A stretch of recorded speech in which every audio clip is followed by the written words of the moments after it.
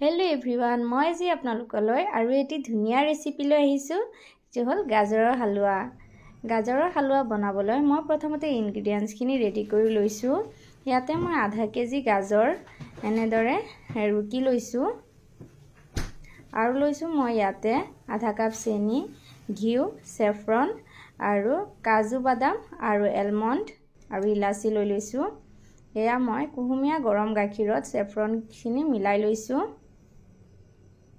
ইখিনি এতিয়া অলপ সময়ৰ কাৰণে থৈ দিম আৰু এতিয়া মই ঘিউ দি দিলো।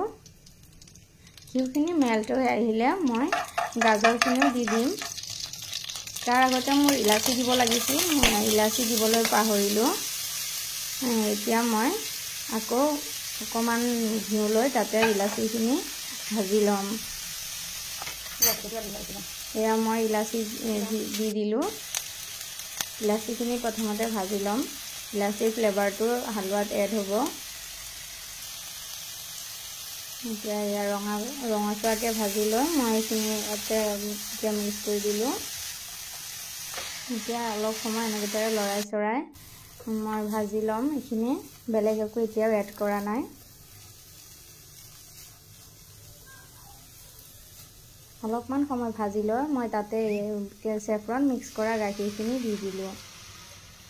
এতিয়া এইখিনি মই লো ফ্লেমত লাহে লাহে ভাজি ল'ম। গাজৰখিনি সফ্ট হৈ অহালৈকে মই এইখিনি লাহে লাহে ভাজি থাকিম।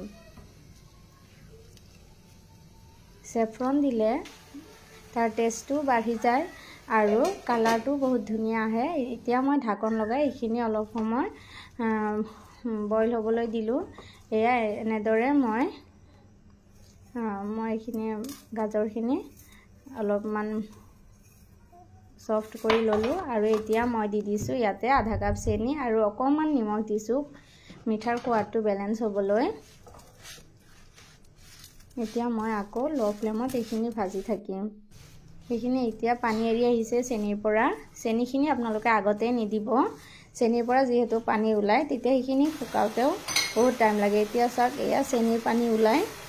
এইখিনি এয়া এতিয়া অলপমান পানী হৈছে আৰু গাজৰখিনিও ধুনীয়াকৈ সফ্ট হৈ গৈছে।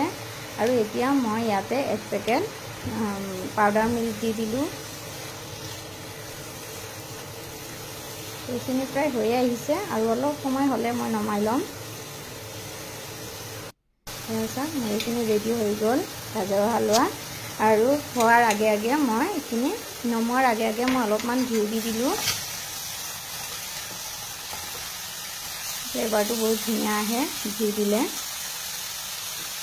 এয়া চাওক মোৰ এইখিনি এতিয়া ৰেডি হৈ গ'ল। এয়া মোৰ গাজৰৰ হালুৱা ৰেডি। আৰু এতিয়া মই তাতে কাটি থোৱা কাজু বাদাম আৰু এলমণ্ডখিনি এইদৰে দি দিলোঁ। আপোনালোকে পিস্তাও এড কৰিব পাৰে। এয়া চাওকচোন কিমান ধুনীয়া হৈছে দেখিবলৈ। আপোনালোকে জনাবচোন কমেণ্টছত কেনেকুৱা হৈছে। Thank U.